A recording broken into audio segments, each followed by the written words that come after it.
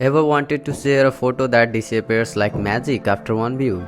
With WhatsApp View Once feature, you can send pictures that vanish after being seen, perfect for quick pics, surprises or extra privacy. So hello guys, welcome back to the new video. Today in this video, I'm going to guide you on how to send a picture with a View Once feature. So let's start the video.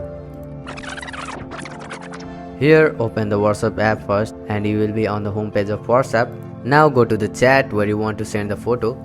Then tap on the attachment icon.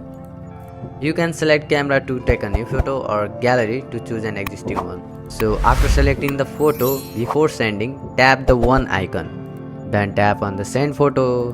Here the photo can now only be viewed once by the receptionist or your viewer. And also the main feature of it is the receiver cannot take a screenshot and the photo will disappear permanently after viewed once. So that's a crazy hack for WhatsApp users. That's it for this video. If this video helped you, then hit the like button and do subscribe for more videos like this. Bye bye, see you all in the next video.